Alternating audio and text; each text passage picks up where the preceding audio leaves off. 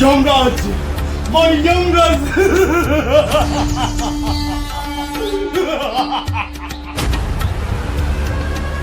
চিত্ৰগুপ্ত চিত্ৰগুপ্ত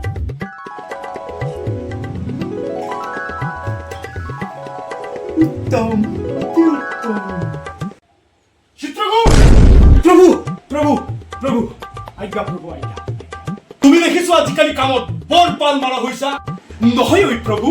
আজিকালি দেখোন মৰ্তত থকা ছোৱালীবোৰে বহুত চুটি চুটি কৰি কাপোৰ পিন্ধিবলৈ লৈছে সেইবোৰ চাই থাকিলে প্ৰভু কামি থাকি যায় আচ্ছা হয় প্ৰভু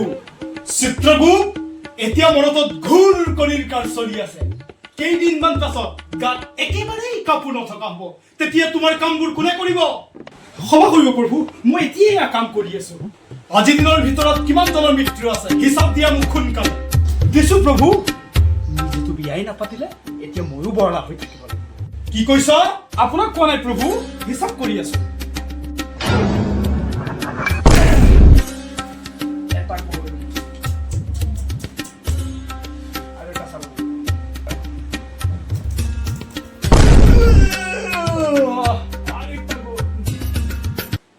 চাৰিটা গ'ল আজি মাত্ৰ চাৰিটা হয় প্ৰভু আচ্ছা ঠিক আছে অহা সপ্তাহত কাৰ কাৰ মৃত্যু আছে সেইকেইটা কোৱা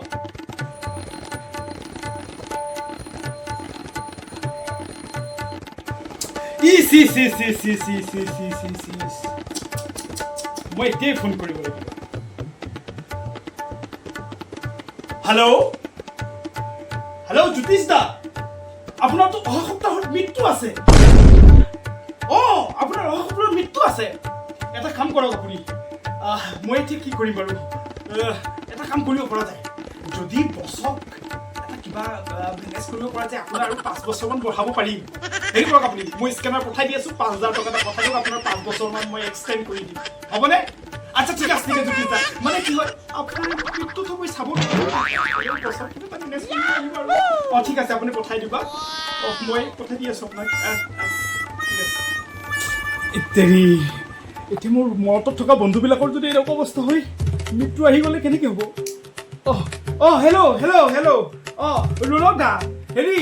আপোনাৰ আৰু 4-5 দিনৰ পিছত মৃত্যু আহি আছে মই দেখি পেলাই খুব বেয়া লাগিছে বুজিছানে এটা কাম কৰক আপুনি 4,000 টকা এটা পঠাই দিয়ক এটা কিবা মেনেজ কৰিব লাগিবতো আজি এটা পাৰ্টি কৰাই দিম আপোনাৰ সেই সুযোগতে মই আৰু 4-5 বছৰমান আগুৱাই ল'ব পাৰিম আপোনাৰ হয় ঠিক আছে মই স্কেনাৰ পঠাই দিম বাৰু আচ্ছা এতিয়াতো গোটেইখিনি হৈ গ'ল 8-10,000 টকাও মেনেজ হৈ গ'ল বছক আজি এটা মাল খুৱাব লাগিব মালটো লৈ আহোঁ বছৰৰ কাৰণে প্ৰভু প্ৰভু প্ৰভু প্ৰভু গ্ৰহণ কৰক প্ৰভু